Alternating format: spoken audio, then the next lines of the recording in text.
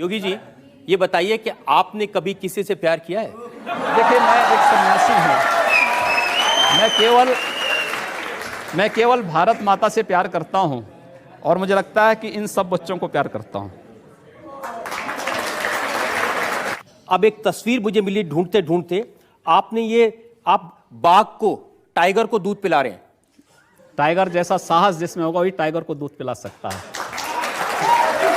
आप इसको नहीं मानते? गांधी जी कहते हैं कोई एक थप्पड़ मारे तो दूसरा गाल आगे कर दो। मैंने कहा मानो होगा तो मानेंगे, दानो होगा तो नहीं मानेंगे।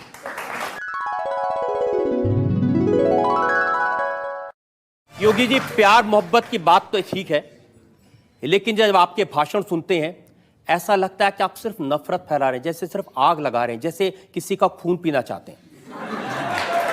मैं एक सन्यासी हूं और एक सन्यासी होने के नाते सच बोलने का साहस करता हूं।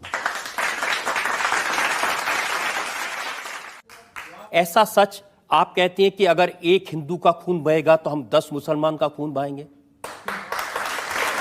मुझे लगता है किस परिप्रेक्ष्य में हुआ है, किस परिप्रेक्ष्य में कहा गया है, पूरा वक्तव्य सामने आएगा तो मुझे लगता है उस पर ज्यादा बेहतर तरीके से बोलूंगा। चलिए, आपको मैं पूरा वक्तव्य सुना देता हूं आपका। ऐसी क्या बात है? अगर एक हिंदू का खून बहेगा तो एक हिंदू के खून के बदले आने वाले समय में हम प्रशासन से एफआईआर दर्ज नहीं करवाएंगे, बल्कि कम से कम 10 ऐसे लोगों की हत्या अवश्य करवाएंगे जो लोग किसी कतई अब बर्दाश्त की सीमाएं समाप्त हो चुकी हैं। कि पूरे फ्लो में बोल रहे हैं आप।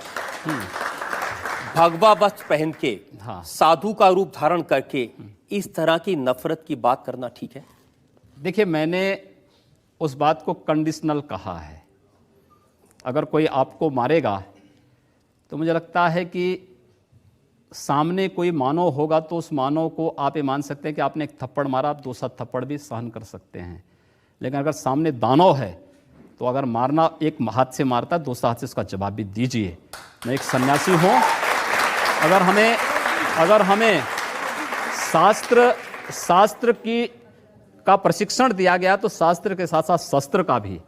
अगर हमारे हाथ में एक हाथ में माला है तो दूसरे हाथ में हम भाला लेकर के भी चलते हैं, जिससे समाज को शिष्ट भी किया जा सके और दुष्टों को उनके कृत्यों की सजा भी दी जा सके। एक सन्यासी